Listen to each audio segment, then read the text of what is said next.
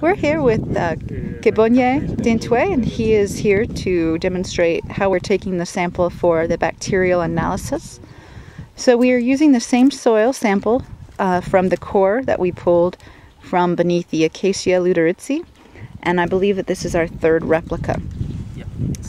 So after taking the core here with the core and separating out the sample, Dintwe is using a sterilized scoop, and he's putting it into a falcon tube that's to about the 10 milliliter line. Great.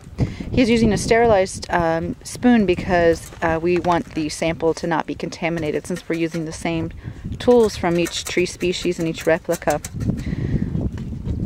The tube is again labeled with the location, so we're in Sani at the second site here in Botswana. It's also labeled with today's date, as well as the tree species, again the Acacia luteritzi.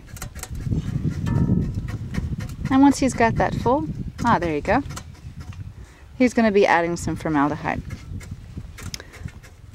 What they're looking at here, we'll be taking these samples actually back to the University of Colorado. We'll be looking at the different bacteria that are found in the fine root area of each of these tree species.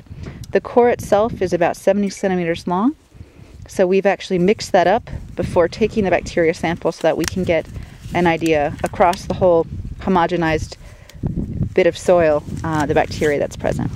So as you can see, Dintwe is putting on some gloves here. That's important because to preserve the bacteria, we'll be using a formaldehyde solution, 37% formaldehyde that's been diluted about 10 to 1.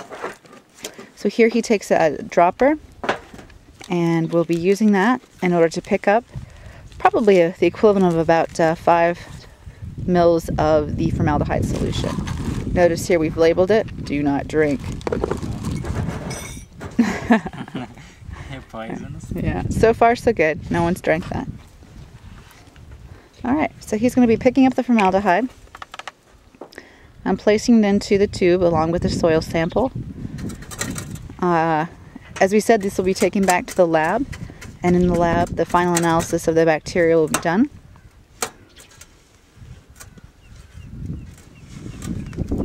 It's important that the formaldehyde reaches all of the soil sample. So after he's done filling it up, Dintwe will shake up the sample to make sure that even the soil at the very bottom of the tube touches the formaldehyde.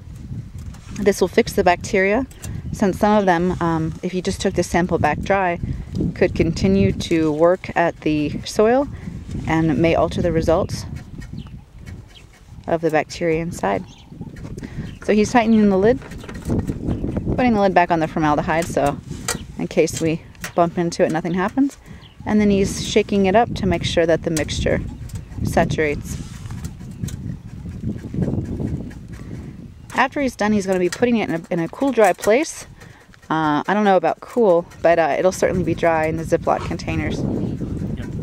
Now Perfect. the solution is ready to be packed. Great.